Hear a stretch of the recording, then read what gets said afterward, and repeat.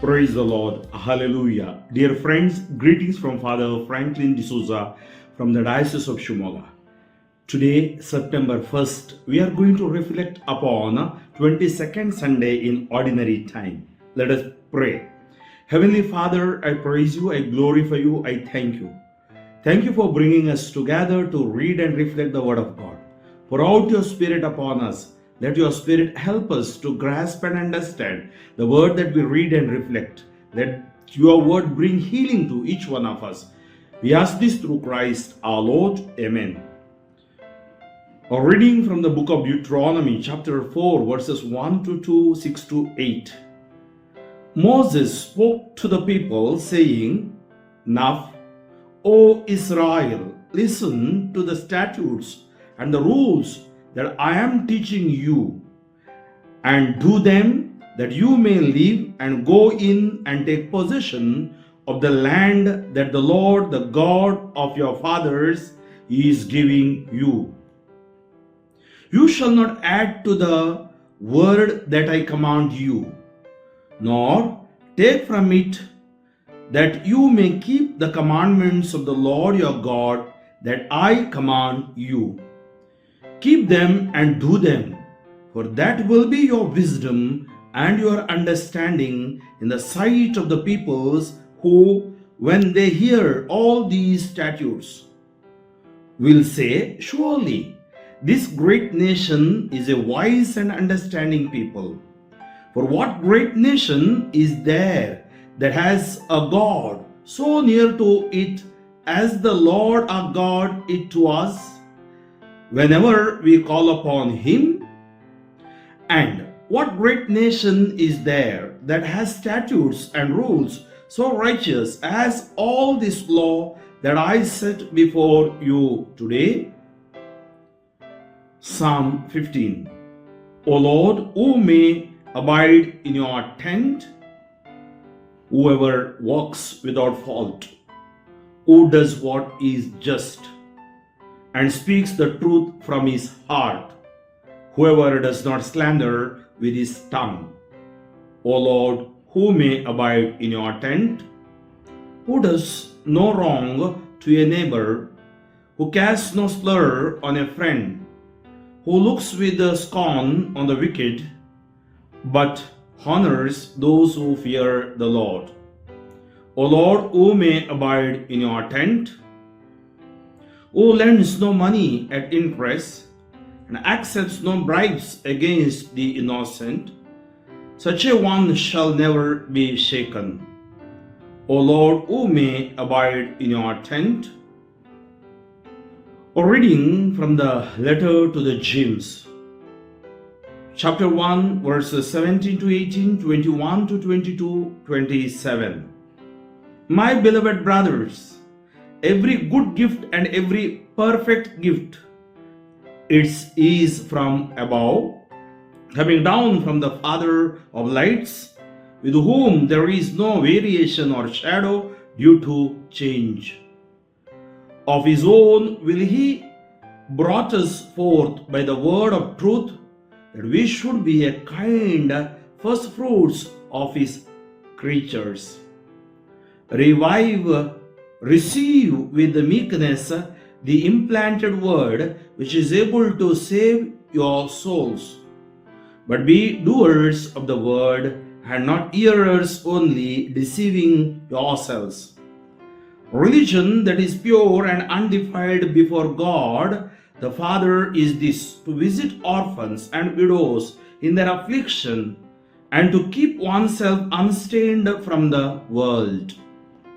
Acclamation. Alleluia, alleluia. Of his own will he brought us forth by the word of truth, that we should be a kind of a first fruits of his creatures.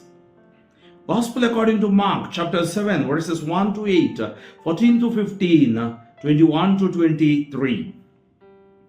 At that time, when the Pharisees gathered to Jesus with some of the scribes who had come from Jerusalem, they saw that some of his disciples ate with hands that were defiled, that is, unwashed.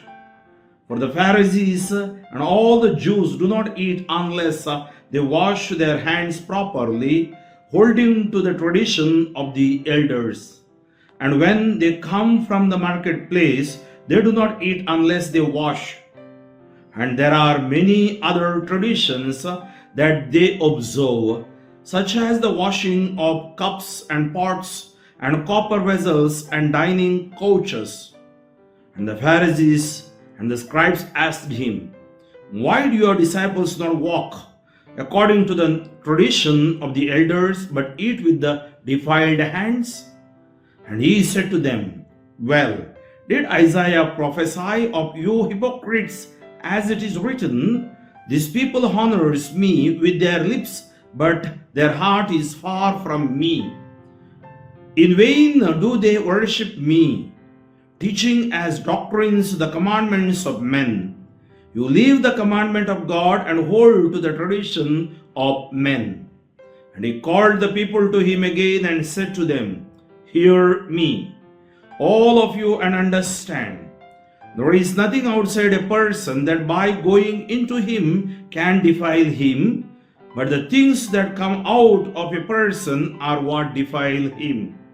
For from within, out of the heart of man, coveting, wickedness, deceit, sensuality, envy, slander, pride, foolishness, all these evil things come from within, and they defile a person."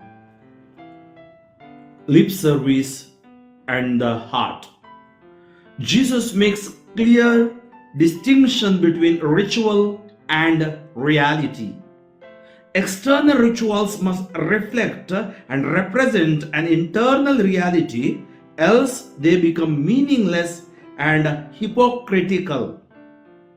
Citing the prophet Isaiah, Jesus states, "These people honors me only with lip service, while their hearts are far from me." Isaiah 29:13. God sees not just the external, but even more what is within the heart. The lip service that we render God must be expressed in deeds in our daily life. The heart is the very center and core of the human person. It is the seat of reason and will. All good and evil originate in the heart. What is the point of wasting one's hands? What is the point of washing one's hands when one's heart remains unclean? The Jews traditionally washed cups and pots and bronze dishes. These obviously need to be washed clean as a matter of culinary hygiene. But nothing that goes into a man from outside can make him unclean, says Jesus. It is rather what comes from within that makes him unclean. There is evil both outside and inside of us. While we are so particular about the food we eat, we need to be alert and attentive to the evil within. Indeed, every sin is generated in our heart before it is executed externally. Defilement dwells deep within us.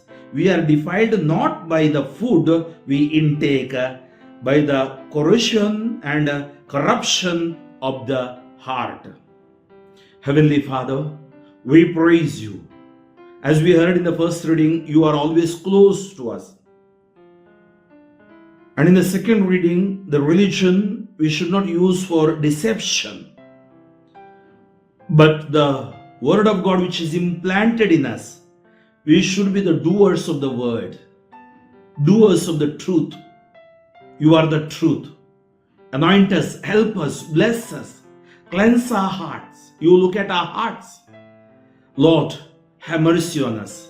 Especially all those people are praying with me right now. Bless them, heal them, anoint them, deliver them. Have mercy on them. Especially bless their intentions so that they may be filled with the power of wisdom. I bind the blocks, bondages, curses, disturbances, sin and sickness to go out from them. In the mighty name of Jesus of Nazareth, I pray. May Almighty God bless you, the Father and the Son and the Holy Spirit. Father Franklin D'Souza, Diocese of Shimoga. Pray for me, friends. God bless you. Forward this message as many as possible. Amen.